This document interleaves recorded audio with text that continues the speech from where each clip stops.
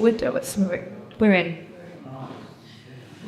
We're meet on this beautiful land, and we acknowledge the First Nations people as the true custodians of this land. We give our thanks to the ancestors of this land that walk with us, and we allow them to guide us to be the light that showed us the way.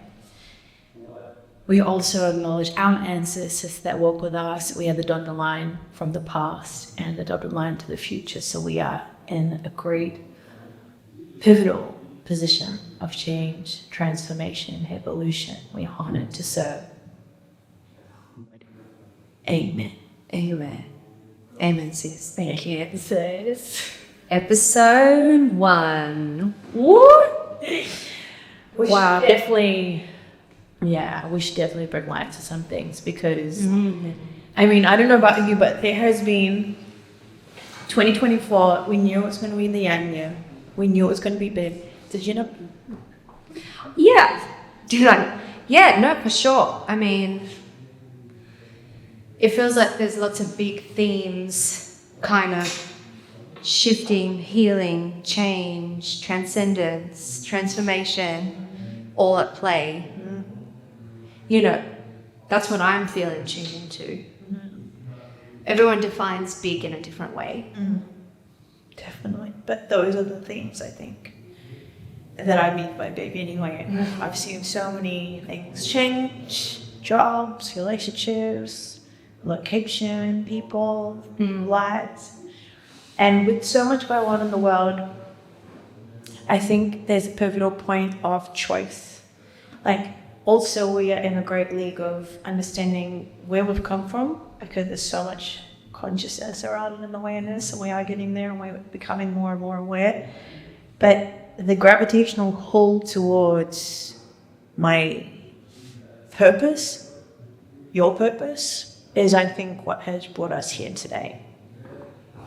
Amen. Yeah, agree. So on that, we should introduce our podcast. Yeah.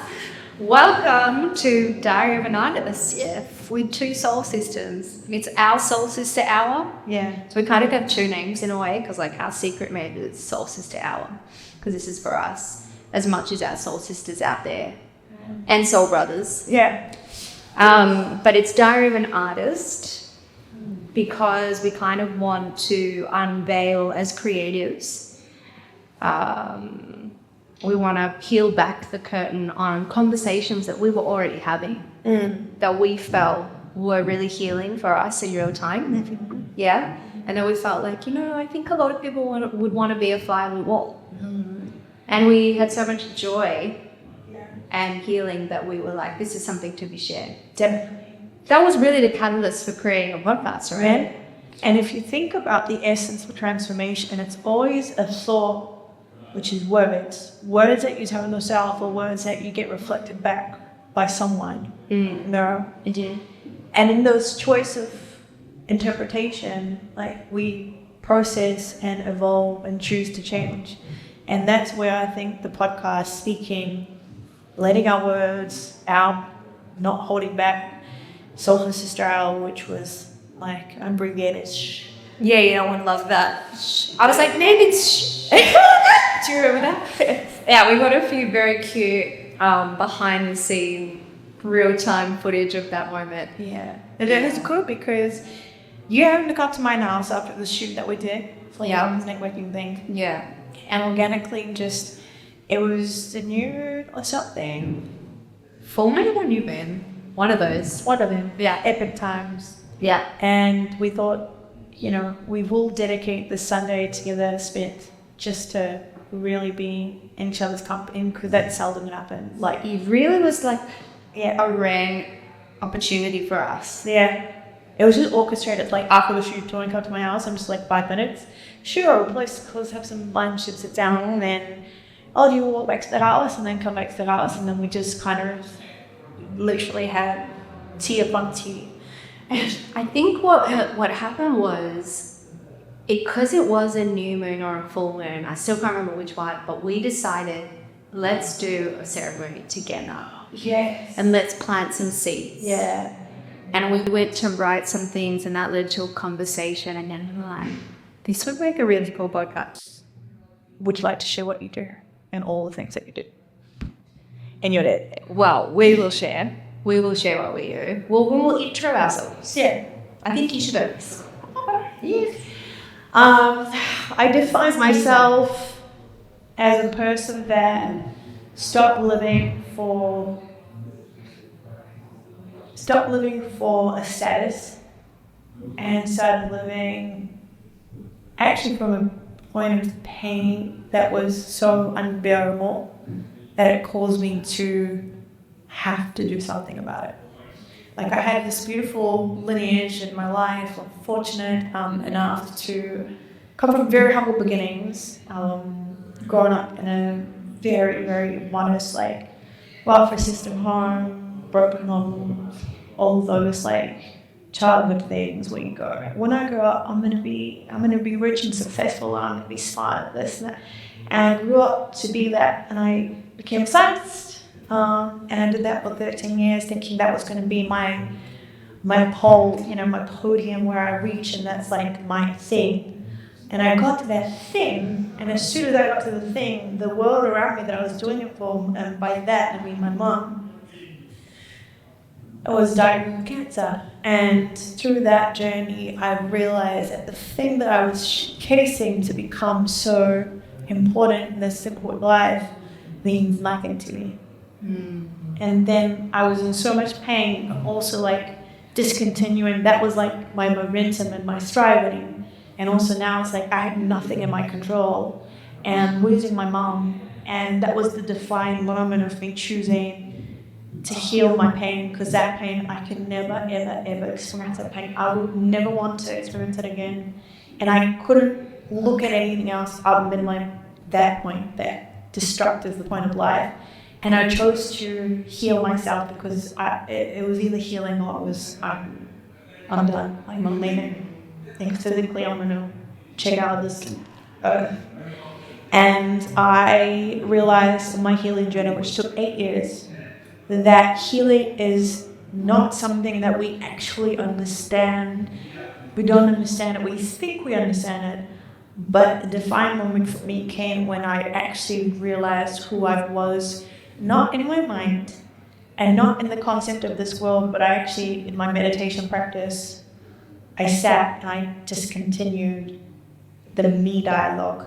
I removed myself from me. And that was what I would say was, I actually remember the moment where I stopped feeling attached to anything. And I actually let go. And that was my first glimpse of healing, my first glimpse. And after that, I was like, That's bad. yeah. And so now, that was in like, I would say about 8 years ago. And yeah, I remember the room I was sitting in my house in the countryside. I remember it was nighttime. I remember it was right by a window, and it was with the stars, and in the countryside, the stars were so beautiful.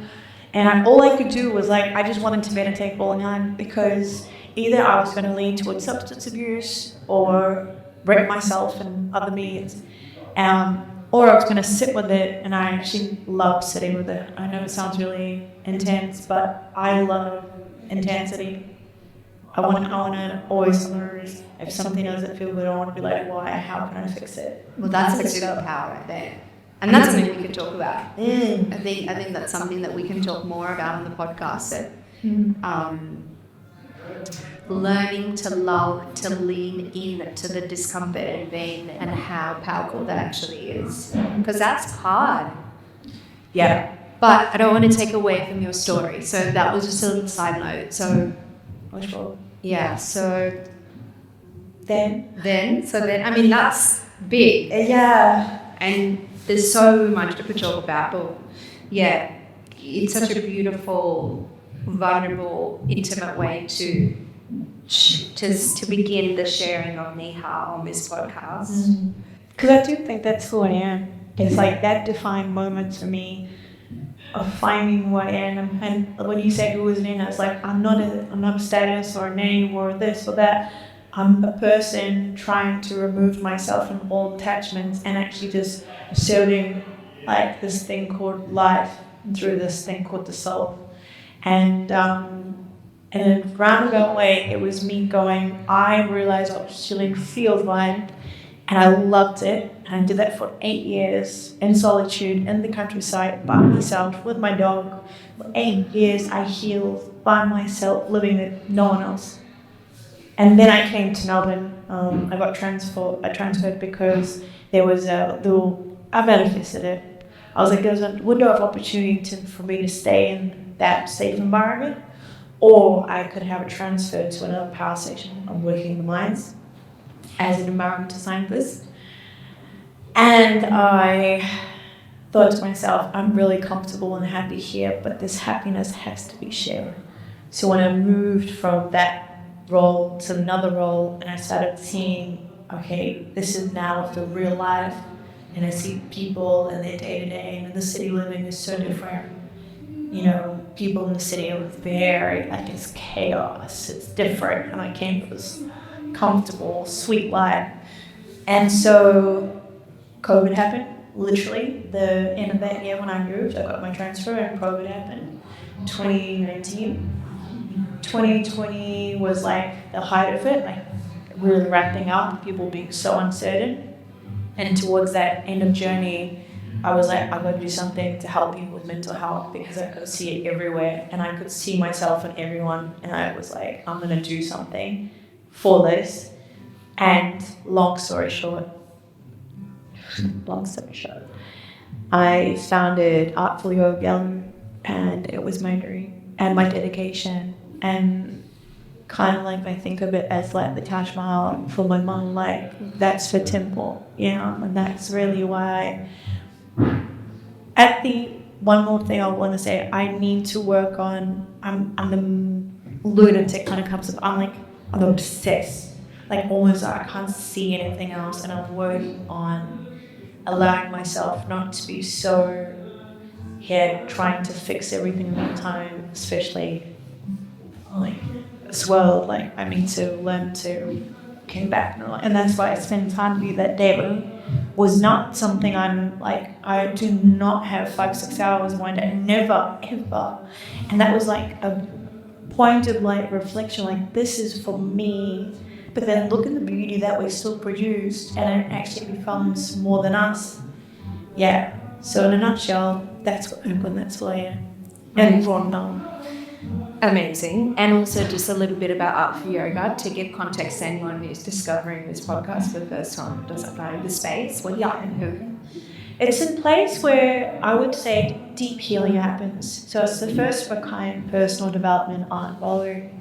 And I love this place because all the arts come together in union, and that's what yoga means. In Sanskrit, yoga means union. So people are like, oh, it's yoga studio. I'm like, yeah, yoga actually means union. And it's unification on all the artists, because what healed me was art, music. I listened to so much music. I would lay on the floor, listen to music with my headphones, and feeling like the floorboards and beneath me, and just like the comfort of music and the safety of earth and light. Music healed me. Dance healed me. I used to dance a lot. I used to think I was going to be a Bollywood choreographer.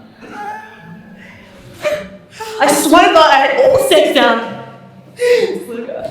Yeah, I manifested that if you wanted to. But I think it would. It's like still in the back of my mind. Like sometimes I see things like that. I want to be doing it. But I think that I'm trying to say, like, as a kid and growing up, I always looked at art as it was like the best way for me to feel me and who I was, and being quiet for most of my life, being told to be quiet. Art was my vessel. I thought I was going to be an illustrator, cartoonist. I was pretty good. I thought I was going to be a Bollywood. So always creative. Always creative. But my thinking was I should be something smart and go for like the high income, the shoulds, and I had that. But thankfully that helped me get this, and now I have everything I want, even if it's not the capital gain. You know what I mean? Like it's not the monetary safety yet, but it's a long-term gain. I'm in here for the rest of my life, and I'm dedicating my life to it. Amazing. And I think you're also the queen of community. I'm just going to add to a little bit about Artful Yoga, what you do. But I feel like you're the queen of community. You have an eye for talent and for true art, whether that be art on wall or art as an artist, or you are also a connector and like a vessel for people share their heart. So Artful Yoga Gallery, to me, as someone who didn't create it, is like a space that brings people together to connect, to heal, and to share art. Witness and create and express their art. And it's so beautiful. And that's actually, no, that's not how we met. I was singing, I was singing a kind of note in mind. Yeah. But then I recognized you. I was like, what? And I knew, like, you are absolutely, I'm going to put it on record. Grammy Award winners. We're going to be there. We are, like, hello. Like, you don't even just know, Zoe. Like, you just know. And you know it because it gives you, like, such a movement in me when I hear you sing. Oh. And that's when I think, you know, the greatest artists of our time, they're not because, like, they had acclaimed or this and this and this and this. It's all just like byproducts. Yeah. But they really moved people, and I think your music really, really moves well. Oh, that is beautiful. Thank you. I think we can only give as deeply as we heal ourselves. So I'm on that same healing journey, essentially. And the rest is up to God. You know? So should we open it up for what was in it? How did you get here and what do you do? Good. G'day. So similar to you in the sense that I've come from, you know, a difficult childhood upbringing. Like, I actually came from a family of dysfunction, alcoholism, separation, violence, and I was a traumatized little girl, essentially. But, you know, that story is not particularly unique. It's just that it's been a really hard journey to heal from it and embrace my truth. And I think spirituality has helped me because I was disconnected when I felt ashamed, and I isolated a lot because I felt ashamed of my upbringing and you know, who I was as a result. I felt broken I can honestly say for a lot of my life I felt that way, and I also reached some pretty dark moments where I thought, I'm not sure I can exist in this world, you know. But that's, again, something that a lot of people can relate to, and it is actually part of the blueprint of the soul's evolution, which is something we've been learning about in this book we're both reading, and we'll get to that a little bit later, that crisis is actually really important for the soul. Like, it is the opportunity to question your faith and question your connection to something bigger than yourself. And I've definitely had that experience. And, you know, if I was to identify as anything, it would be an artist, and it would be a singer and a songwriter, and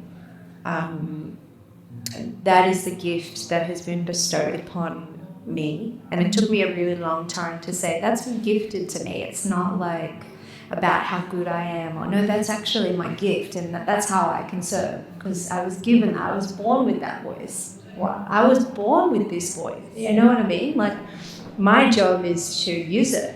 Yeah. Our job is to use our gifts. So it's a channel, and I can get better for sure through doing the work, but it's gifted, it's there. But it's very difficult when you have low self-esteem from other experiences to kind of be able to see yourself through the eyes of those gifts. Because there's this other lens of like not worthy, not good enough. And so that's been a journey that I didn't even realize I was on. A lot of my deeper healing has been much more recent. You know, I'm still navigating that terrain. And it's so interesting because as an artist, it creates a lot of inspiration for some of my best work.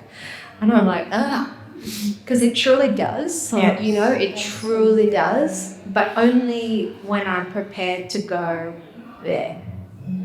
And yeah, I'm still on that journey, but I'm still doing some very deep healing around my upbringing, around my human conditioning, and I'm integrating learnings from like the Kabbalah and resources and books and spiritual healing, and that's really helpful and beautiful. And I feel like I actually feel in many ways like a teenager in my early 20s, like lots of eye-opening moments happening for me. I feel like I'm developing spiritually or as a woman a little bit later in life.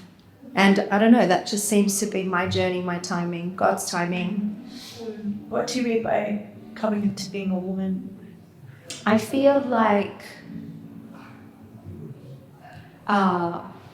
that coming into the energy of divine wisdom and connection to a higher power is part of coming into womanhood, rather than being in like my little girl. There's like an integration that's happening. Yeah. And I still catch myself in my little girl, and that's part of like my healing journey. Yeah. But that embodiment of the divine feminine energy to me is what feeling like a woman is. And that's only coming to me at this stage of my life, which is really interesting given I am actually 37 years old. Even though I don't look it. Yes, young. Yeah. I love it. Yeah. So You really don't know timing. nah, not at all. But I was in a relationship for a decade, and I experienced really like I was depressed. So I didn't write, I didn't sing. In that entire union, I did not write or sing. I mean, a little bit, but that doesn't make any sense, right? Knowing me now, you'd be like, what, a decade? Why? I think I was really disconnected. Yeah. I think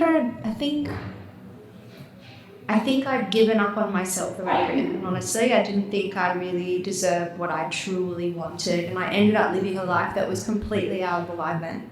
You know, I was in a relationship that was not in alignment. I started a business, which was a fantastic idea. Business did incredibly well, but my energy was not in alignment, so ultimately the business dissolved. And I was in that crisis. I was forced to look at myself and my life and my belief systems, and I very much wanted to exit. It was hard, it was dark. But when I was really true to myself, I realized, you know, all I ever wanted to do was sing and write. And I think the reason these conversations are important, and the reason we've called it Diary of an Artist, is it's probably not artists that can relate. You know? It's probably humans that can relate. Like the things that we love the most, but also the things that scare us the most. Relationships, health goals, like whether it's like wanting to run a marathon and like feeling capable of doing that hard work. Even just going for a run. Even just going for a run. It's a little bit scary at the beginning. Yeah. Okay, so... Or like as artists or singers, like getting up on stage, like there is such anxiety to perform, and yet it's the thing we love the most. Yes. So it's this really interesting dichotomy that we're constantly facing. And so your belief system and your inner dialogue is really going to matter in those moments. Always. So Defining. defining. So it ultimately becomes about the healing journey. I've come full circle. I'm like, it's nothing else matters really other than that truthful inner journey of healing and coming into balance, because everything else will actually start to align from that place. Yeah, exactly. Energy doesn't lie. No. You cannot fake the frequency. Never. I'm quite try with the currency. Keep it going. But like it's actually true. Yeah. Right? So I would say that my journey has been about understanding that I'm actually here to heal. My soul is here. It has some lessons that it needs to learn in this lifetime. but that I believe that will set the path for my art to be expressed in this world. And so learning to not be attached to a timeline or an outcome and just doing the work and just showing up every day is my journey, is where I'm at. It's so neat. I love that we have this opportunity for us to be something more than our pain. Because either you're at the demise of the things that happen to you, or you're empowered by the same things that happen to you. You know? Absolutely. That's a perspective shift. This is where like having faith with spirituality is so important in that perspective shift. The other day, it like a coin, like penny drop, you know, literally occurred to me. The reason we have so much suffering, and I know this is like controversial, but it's my truth. Okay. The reason there is so much suffering in this world is because people have stopped being connected to the truth, and the truth is consciousness. You can call it God, you can call it the universe, you can give it any name, but there's no name. It's just, how did you come from two little like seeds? One was in your mom, one was in your dad, maybe one was in your dad. But this life form that was created from essentially just two cells coming together, just two cells, and then growing into this human experience with this light consciousness and so much potential. Like, was it built the world by two cells coming together and multiplying? You know, the whole world was created from nothing, came so much. How would that happen? You know? Yeah. And I think to myself, if I didn't have God, and this is me just speaking from my own experience, if I didn't have God, I don't think A, I would be alive, and B, I would be this happy. Yeah. Yeah. Because I forget that in the moments I forget God, I forget that there is, I believe there's orchestration for my life. I believe there's a master plan. And then the moment where I'm like, I forget God, I'm like, why is it not working? Why is it not in my timeline? Exactly. I can relate to that very much. Yeah. And then when you see him and like take a step back and you go, no, but everything is already planned. It's already done. In fact, even so I follow and I learn from the Guru Banias, like teaching of the truth. It's the guru, like gurus, any teacher that brings you from darkness to light, and Bani is the word. So any teacher that brings you to the light, the truth is what's in Bani.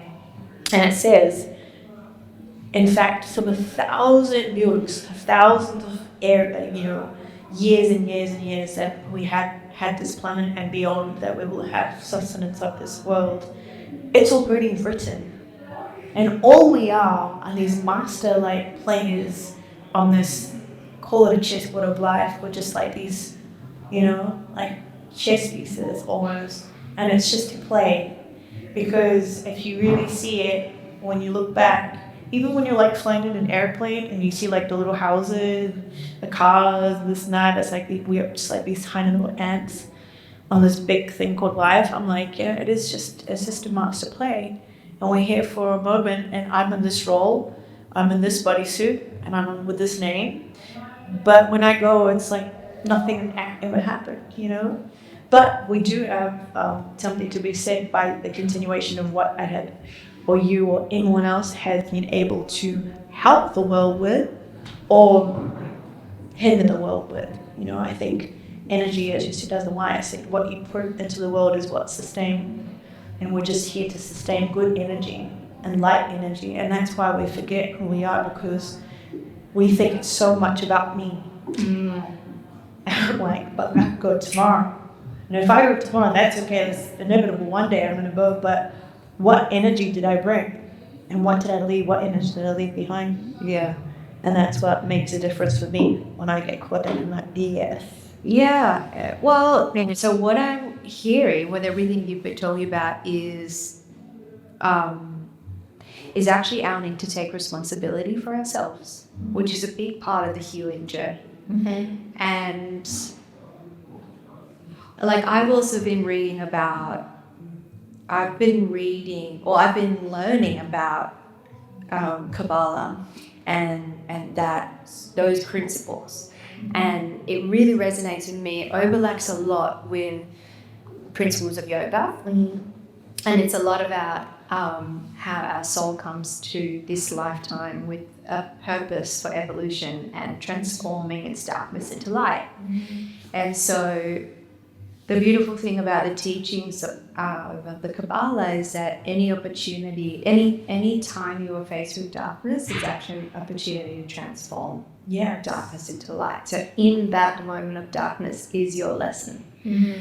But it is a journey for one to get to a place where they can recognize that in real time, and then be willing to take ownership of that moment, see the lesson, and transform the darkness into light. That takes a lot of courage, actually.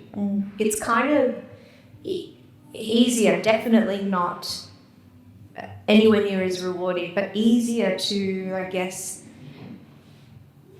ignore, be a victim of circumstance, have this unconscious sort of attitude towards life. But every moment can actually be really abundant, even if it feels really hard, uncomfortable. The human heart is struggling with it. The soul is asking for transformation. Yes. Humans just got to keep up. Yeah.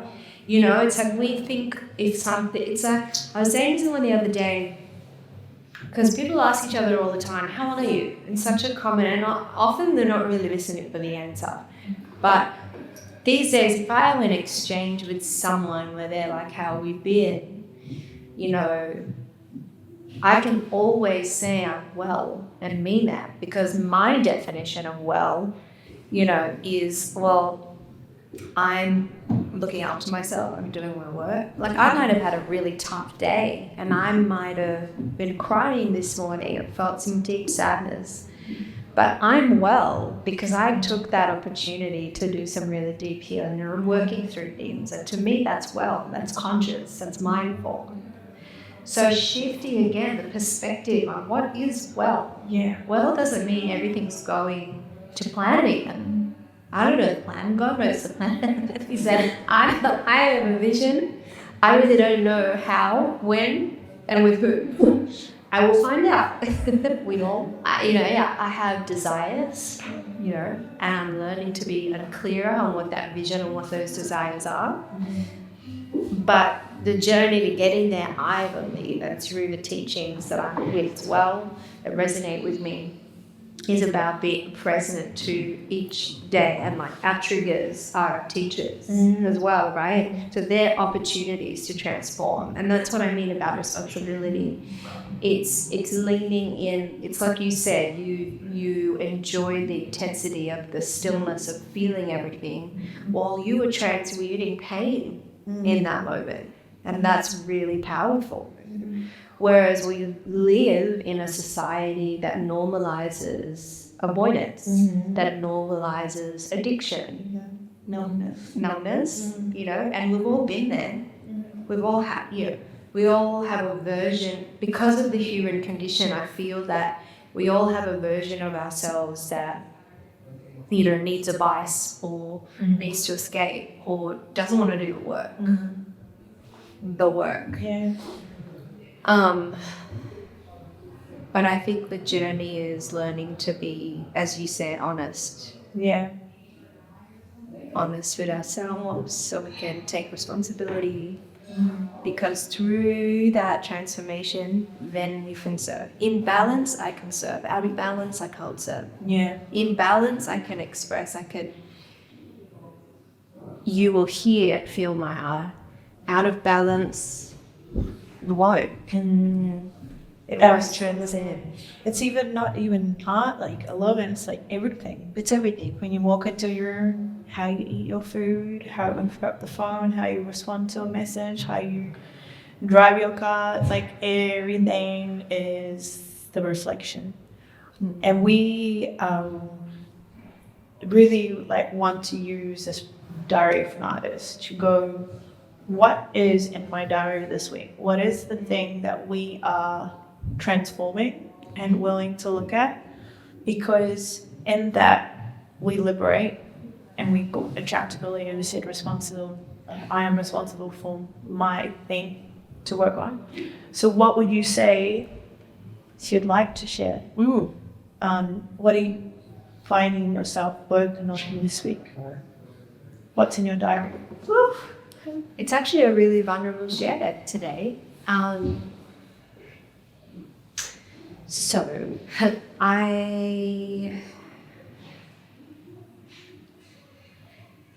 circling back to the beginning of our conversation, it took me a really long time to respect and honor the fact that I actually came from a family of dysfunction. That brokenness that I was talking to you about, that feeling of being very alone in this world and just experiencing certain patterns on loop in relationships and in me trying to expand and grow, but like feeling limited or self-sabotaging understanding that I'm actually an adult child of a dysfunctional family, also that had alcoholic parents. I joined a 12-step fellowship. And that feels like it feels like a missing piece, a huge missing piece of a puzzle of my identity in a way. And that's what's very present for me this week. And just for context, what is fellowship? So fellowship is where you kind of have a group of people who have experienced a similar thing and you all talk about it and share. So often a 12-step is like an Alcoholics Anonymous or a Narcotics Anonymous, but they have a fellowship for an adult child is a term that's like when you are an adult, but part of you is still underdeveloped, the child part of you that experienced trauma. So you're like an adult child of dysfunction, like families that have had either like severe abuse or alcoholic parents or both. It's a developmental challenge because essentially the trauma you experience as a child, like it actually has an impact on the way your brain develops and the way you view the world. And so if it isn't healed, then other things develop later in life. Yeah. And it's interesting because, now I often view things that are our greatest challenges can cause us the deepest darkness, but from a shadow point of view. But when they are met with love and compassion and when they are explored and healed, they can also be our greatest assets, right? And so choosing to lean into it and trusting that it's going to actually become my greatest asset somehow in the way that I eventually serve is also part of the thing. But little Shira has been terrified this week. Like going to my first sort of meeting and sharing some of the things that happened in childhood and then like owning the parts of me that feel scared and underdeveloped as an adult. It's not easy. No, I'm very proud of you for doing that. Thank you, baby. Yeah, you're so every part of you that works on you. Yeah, thank you. Yeah, more than that, you really this light that you transweave into the world, and like can't believe it comes from so much of that thing. But I also learned something really amazing this week, and it said the people that give so much hope in the world are the people that felt so hopeless at one point, and they're the ones that understand hopelessness, and they're the ones that actually give hope to the world because they don't want that to be a felt experience in anyone's life. So they give so much hope. They're like, keep going, and you're like everyone's cheerleader. Like you check in on everyone and you give so much love, and so you have a very good capacity to love. I must say that. And it comes from, I think, from you going, I wish I had that. Yeah. I didn't quite have it in the way that a child, I never say should, because that's not a word I like. Yeah. But the child in you didn't have it, and then the adult Shira, still the child, that has yet so much to give, and I mean, that's the powerful woman. Yeah. Thank you. That's so beautiful. I appreciate that. I sing. That means a lot. What about you? Oh my God. I mean, honestly. Do you want to share? I mean, it is the diary of an artist, and I really want us to be free of guilt and shame. And the big things and the little things accumulate, and sometimes they are small steps, but sometimes they're big ones. So this week was kind of a big one.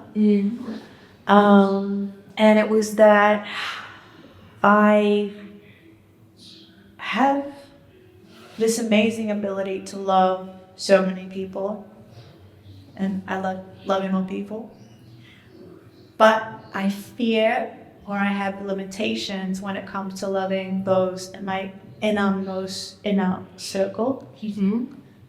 And it's my sister, it's my partner, it's my family, like the closest ones.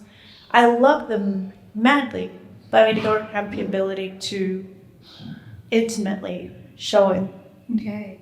And express it. And I can express it to the whole wide world. And I realize it kind of is on the realm what you're talking about, when you have so much of your childhood experience going through all of those things that, were hard and dysfunctional. That's that family bond. I don't know how to do family bonds. Yeah.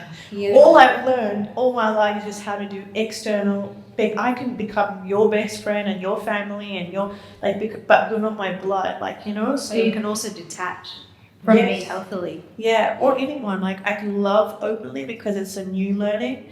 But what I've learned about my closest family members is it's just, and I feel like I'm replicating that in my house right now, and especially with my partner. I don't feel, I'm not there. I'm very checked out, and I'm very dismissive of his needs, and I'm like, I'm just too busy and I'm just too occupied.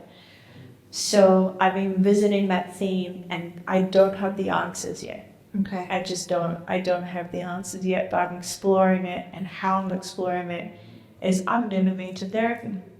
Okay. In my life. Wow.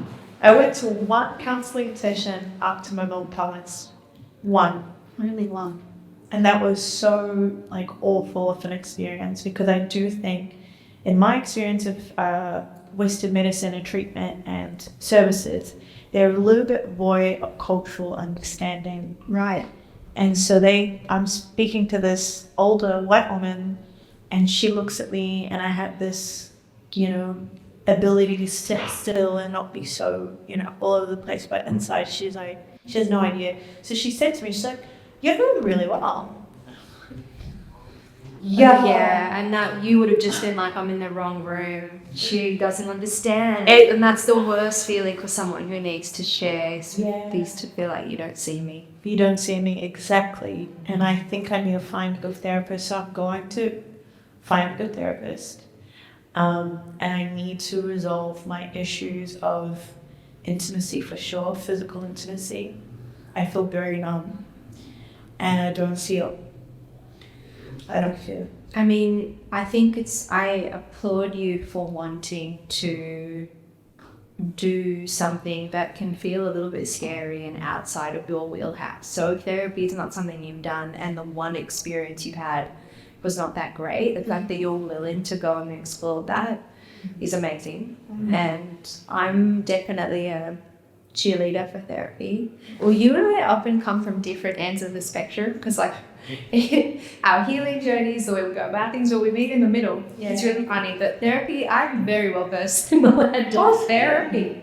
Like, do you? So helpful, and I Wow. am a really big believer in it as part of a holistic approach, not as its own thing, but as part of a holistic approach to wellness.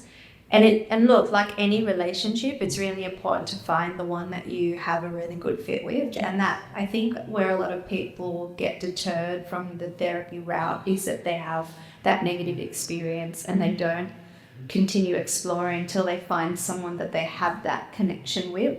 So that's a really important piece, because you are coming into a bit of a partnership. Like, I am going to work with you to work on these things. And in order to do that, you need to feel safe and seen.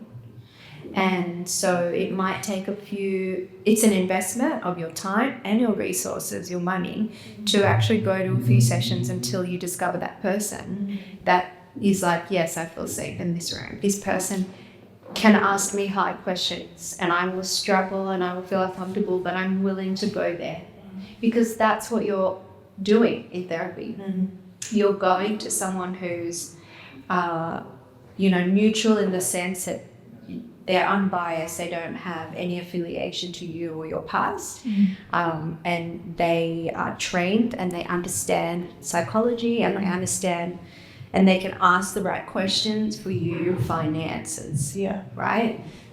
But you need to feel safe in order to go there. So what would you say you've really learned in therapy? Like, one or two things come to mind that was a pivotal learning for me. Well, I've gone to a very specific, of late anyway, I've gone to a very specific kind of therapist, which is trauma therapy. So I've learned to do some deep inner child healing. So I guess one of the most profound learnings is being able to, when you experience trauma, in a way you disconnect from your body. You go into like a fight or flight response, right? Or hormonal. There's a few versions of that. And as a child, I was super hyper vigilant, which meant I was always looking to what everyone else needed and how is everyone else responding. So I became very used to not being in my body and knowing the signals of my body. So in therapy, I learned to connect deeply with myself so that I can go, oh, something doesn't feel right, and in real time recognize that feeling and then be able to express it. Yeah. Like, it sounds so simple, but has not been easy. Yeah. To learn to do that, to recognize the signs of my body and what they mean, and also not run away from them, because often my own bodily signs would scare me. And then I would dismiss them, or I would replay what I learned, which was to dismiss my own feelings, because that's what happened to me as a little person. I thought that was normal. So for me, therapy has been about learning myself, being in my body.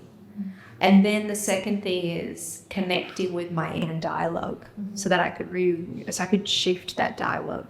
Because a lot of my inner dialogue was based on the things that my caretaker said to me. So if you're raised in an abusive home where you're being put down and criticized, that becomes the basis of your dialogue.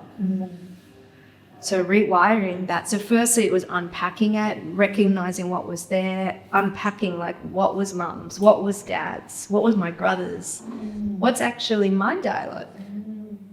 And that's what I meant about coming into a place of balance and alignment, because you can only be balanced and aligned when you're in truth. So being in truth with my body, this doesn't feel good for me. But safe enough to sit with that, not run away from it, express it, and then take action on what do I need? How do I have my needs met in this moment? How do I honor myself and say the person that's in this situation with me?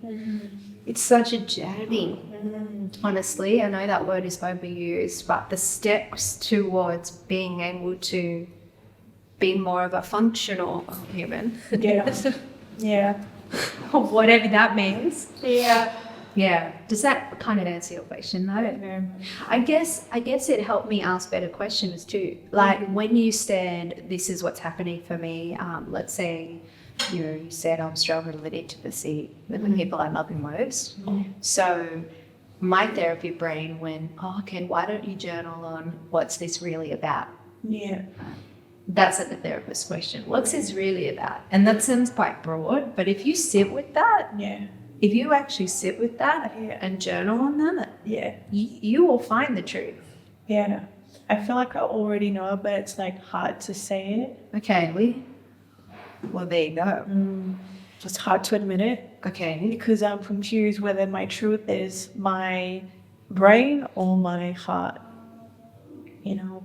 And that's why it takes more time with sitting with it. And even the journaling process of that will help you unpack what's head and what's heart. Yeah. Like keep I going. love journaling. Yeah, I know you do. Yeah. It is so good because, I mean, Diarrhea, that's why we were like, that's Diarrhea and I, is why we had this conversation. Like, these are the things that we talk about to ourselves. Yeah. And let's just unpack and keep going. And this is a really good start for us to go, this is the unpacking. This podcast is the unpacking. And we start, and it is a journey, and it had a lot of steps involved. And maybe we start with this, you know, as a foundation for us to go, these are our choices. This is what we're working through. Yeah. And keep checking in on the journey of how we're going about evolving to it and moving. Absolutely. Yeah, absolutely. And I think for me, you know, serving is normalizing these conversations. And I've been giving people access to these conversations so that it becomes their normal to talk about this. Yeah. It's okay. Like this is what being human is. Yeah.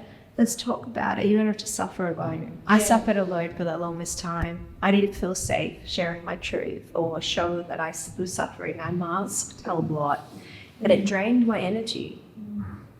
But actually I serve when I share because A, I heal when I share. It takes away the shame and the darkness. Yeah. And then B, I get permission for someone else who might be going through the same thing to go, hey, I can talk about this and there's no shame in that. Yes. That's serving. That's bravery. And that's for me what the secret mission of this podcast is, because I know we'll end up having intimate conversations. Yeah. And we were having them anyway, right? Yeah. So, and we laugh a lot, and sometimes you go super deep, and sometimes we just can't stop laughing. We're just off the wheel, just off it. But but I just wanted us. I was like, yes, let's share this. Yeah, we shall. Yeah, we shall. We shall. Shall and should. Guess it. English was one of my things. I'm like, we should learn English. I should before we go. Okay. I reckon let's end with our message. Oh my God, 333. That's it. I'm done. We're in the heart space. Oh, 333 is evolution. Did you know that? It's evolution and change. Oh, that's the target. When I see 333, I think heart space. Yeah. That's Both interesting. are good. They kind of link. So we got this card today, and it's to the sea.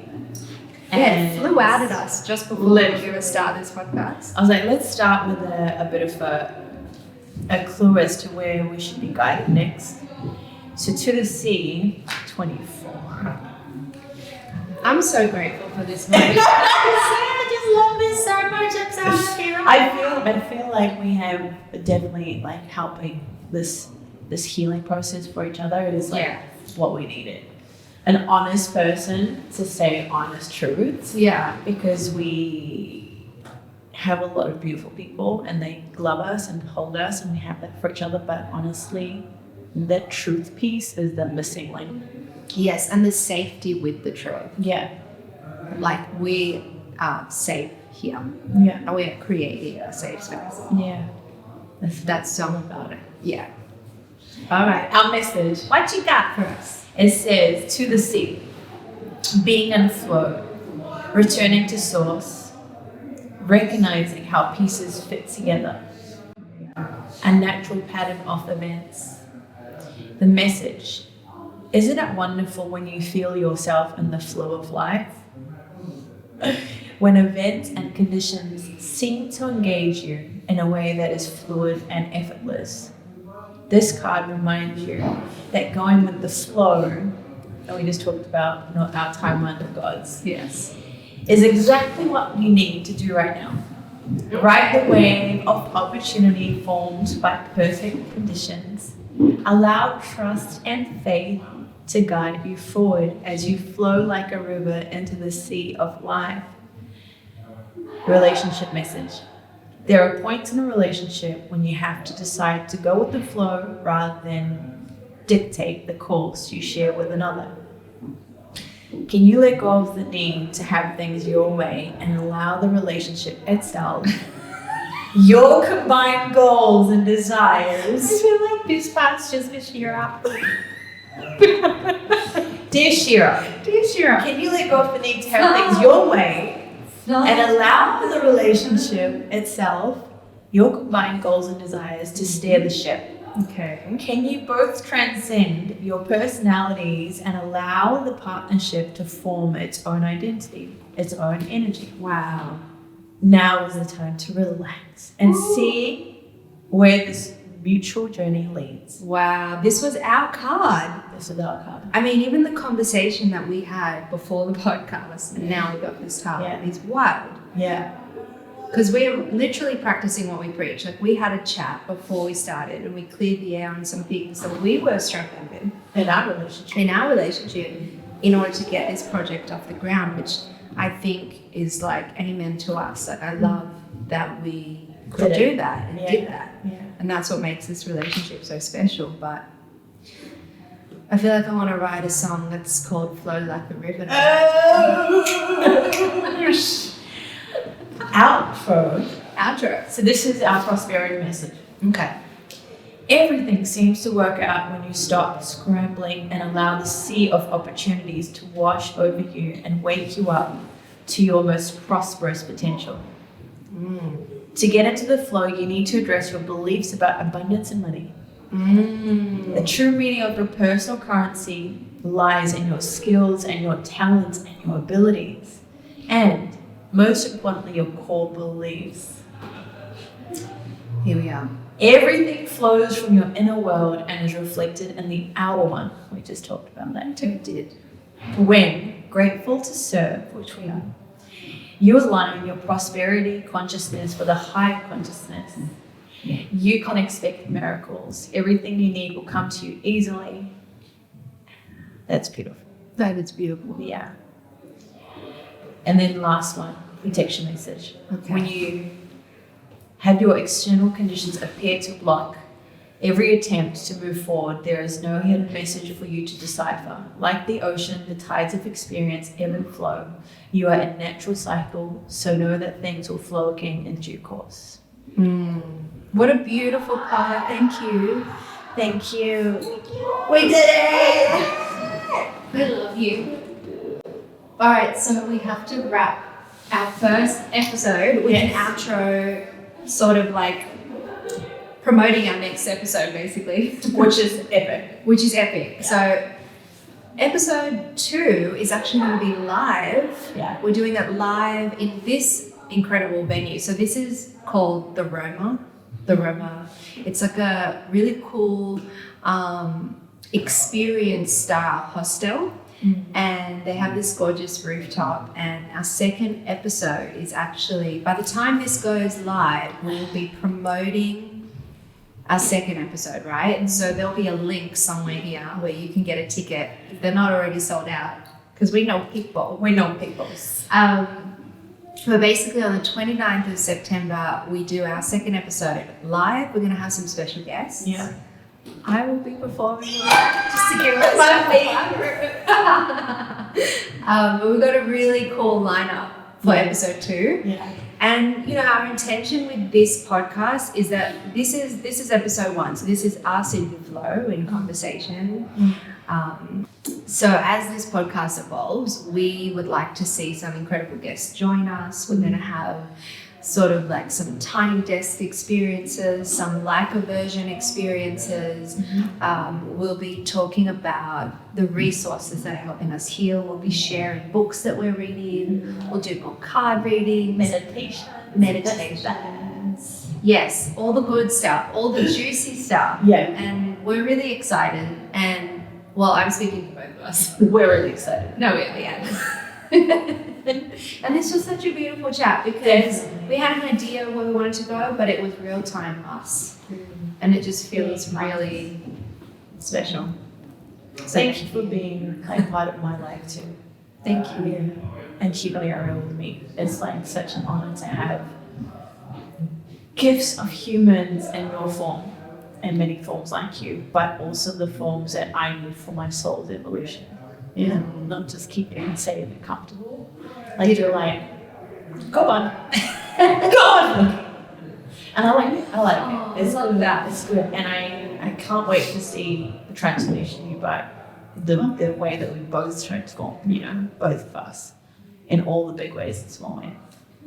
Absolutely. And I would say on that note that one of the biggest learnings from today, because we both leaned into a trigger or something that was challenging for us to sort of navigate and understand in the context of making this relationship and this project work, right? And that's healthy adult conversation. So I guess the takeaway, if you're going to take away one thing from all of this, it's like, let your triggers actually be something that you can lean into.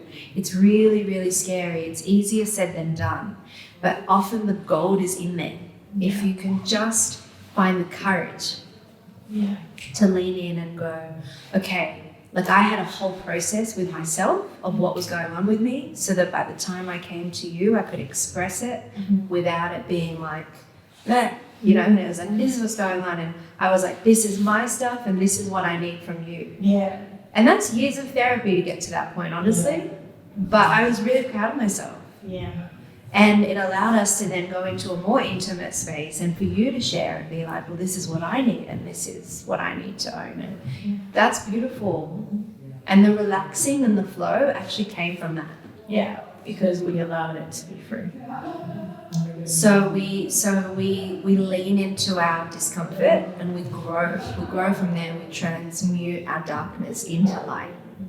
And we served each other and we served this podcast because then we brought that energy into today. Because energy don't lie. Because energy don't lie, baby. Thank you. And for the time you spent to give to us and listen to this and give to yourself as well. Like, we're so thankful. We're so thankful and gracious to be able to serve ourselves through you and vice versa. You guys help us. So it is about community, and we hope to see that on so many more. Yes, like, share, I don't know, wherever this is going to be, like, share with your friends. We really want to play this community, and lots of love and light.